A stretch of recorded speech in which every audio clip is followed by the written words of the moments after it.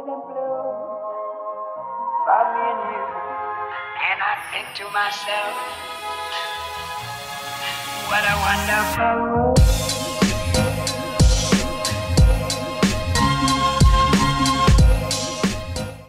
Halo semuanya, selamat datang kembali di Story Film. Pada kesempatan kali ini kita akan membahas sebuah film yang berkaitan dengan sejarah masa lalu. Film ini berjudul The Auschwitz Report yang dirilis pada tahun 2021. Dan katanya film ini adalah kisah nyata dari dua orang pria yang bernama Freddy dan Walter. Freddy dan Walter ini, mereka adalah orang Yahudi yang berasal dari Slovakia. Mereka dideportasi oleh negara mereka dan dipindahkan ke Auschwitz pada tahun 1942. Mereka berusaha melarikan diri dari tempat yang bernama Camp Auschwitz. Bagi kalian yang belum tahu apa itu Camp Auschwitz, saya jelasin sedikit.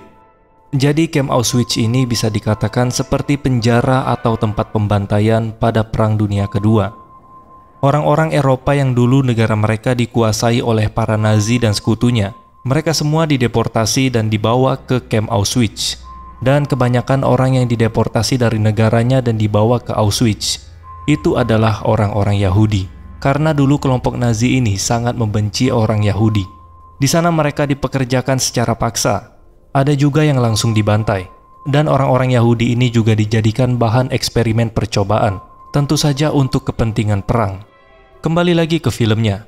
Freddy dan Walter yang mencoba ingin melarikan diri ini, mereka berdua berencana untuk kembali ke negara mereka, sambil membawa bukti kekejaman yang ada di Camp Auschwitz.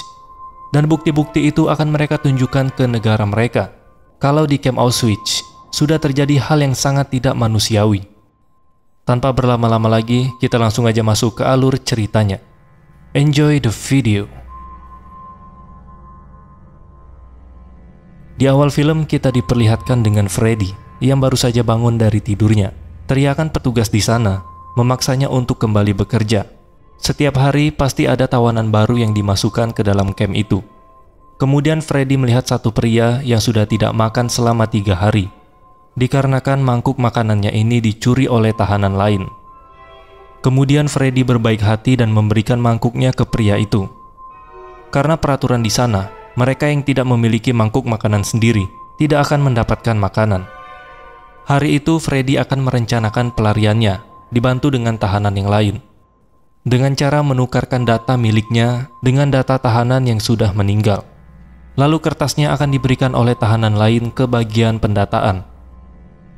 Ketika tahanan lain dibawa ke tempat kerja paksa, Freddy secara diam-diam pergi ke gudang mayat untuk mengambil dokumen penting yang akan dia bawa ke negaranya, yaitu negara Slovakia, agar negaranya percaya kalau di Camp Auschwitz sudah terjadi kekejaman yang dilakukan oleh Jerman. Setelah itu dia bergegas masuk ke dalam area kerja paksa. Karena dikira terlambat, jadi dia dihukum oleh para petugas dan disuruh push up. Kemudian di dalam area kerja paksa, Freddy bersama orang yang bernama Walter, mereka masuk ke dalam lubang kecil untuk persembunyian sementara sebelum mereka melanjutkan pelarian yang sesungguhnya. Di sana mereka dibantu oleh seorang tahanan yang bernama Pavel. Lalu Pavel menutupi lubang itu dengan kayu dan dioleskan semacam minyak, bertujuan agar anjing pelacak tidak bisa mengetahui keberadaan mereka.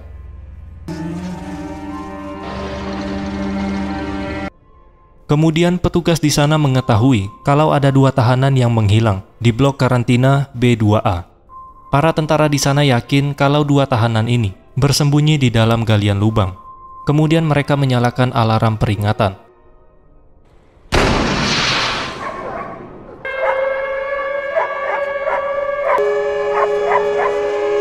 Dan para tentara di sana mulai melakukan pergerakan untuk mencari 2 tahanan yang hilang ini. Singkat cerita, para petugas berhasil menemukan data dari 2 orang yang hilang ini. Mereka adalah 2 orang Yahudi yang berasal dari Slovakia. Kemudian pengawas di tempat kerja paksa itu dipanggil untuk maju ke depan.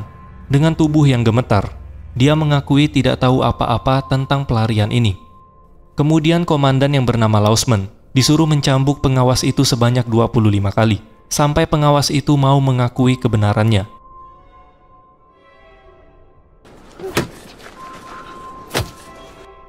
Komandan Lausman dikenal sebagai orang yang sadis. dan dia sudah menyiksa dan mengeksekusi banyak orang karena dendam atas kematian putranya di medan perang.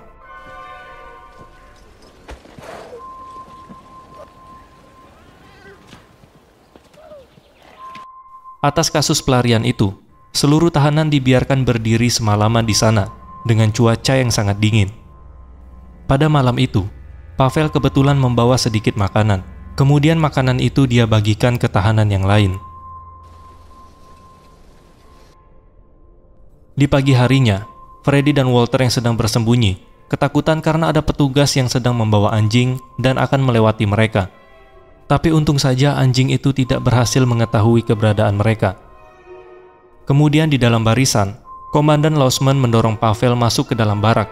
Komandan hanya berpura-pura tidak tahu ketika Pavel membawa makanan dan membagikannya ke tahanan yang lain. Di sana komandan bisa menebak kalau Pavel berpotensi membantu rencana pelarian tersebut. Semakin Pavel menutupi keberadaannya, akan semakin banyak korban yang berjatuhan. Tidak lama kemudian, ada truk yang datang membawa sekelompok tahanan. Mereka terlihat sangat panik dan ketakutan. Tanpa pikir panjang, para tentara di sana langsung membantai orang-orang itu hingga hampir tak tersisa. Kemudian di dalam lubang, Walter sudah tidak tahan melihat pembantaian yang sudah terjadi. Freddy terus menahan Walter agar dia tidak keluar dari tempat persembunyian.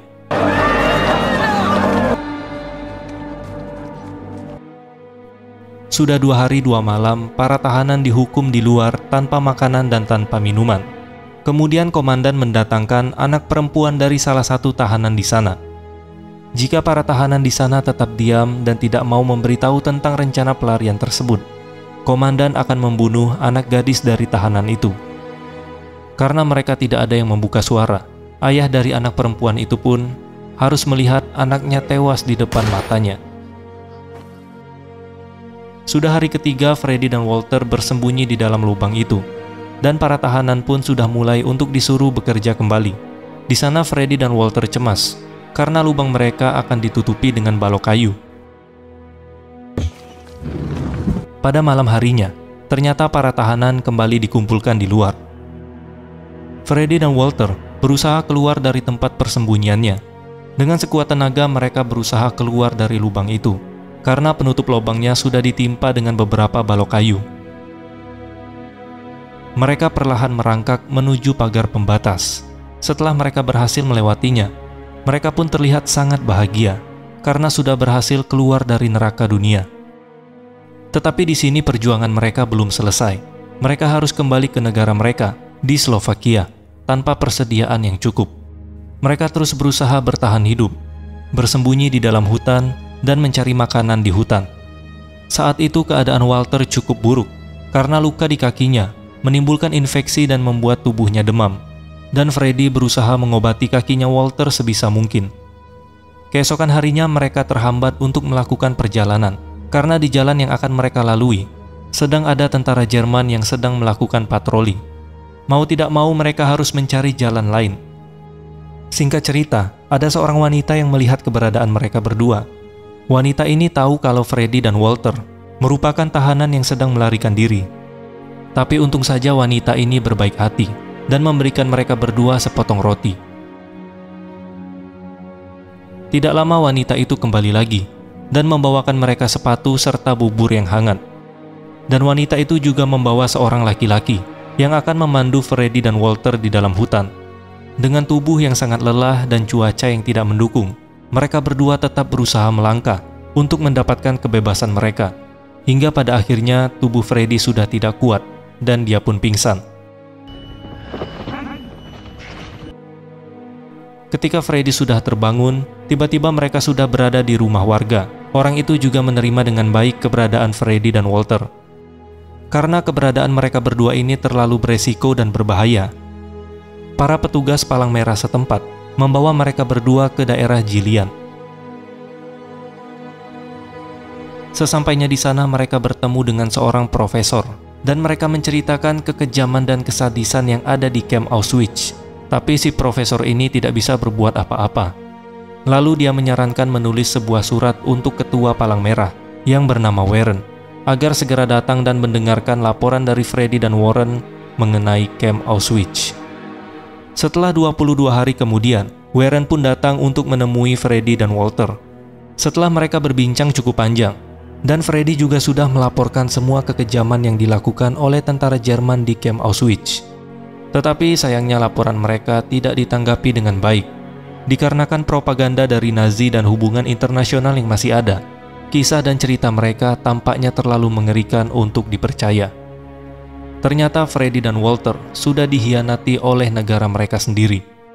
Dan mereka berdua kembali dikirimkan ke kamp Auschwitz dan dijatuhi hukuman mati.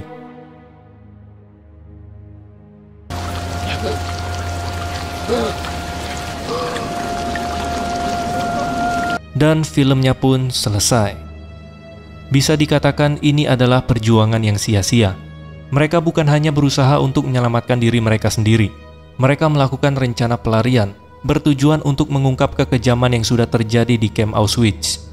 Dan mereka berharap negara mereka akan membela dan membebaskan rakyatnya dari kekejaman yang terjadi. Tapi ternyata negaranya sendiri sudah mengkhianati mereka.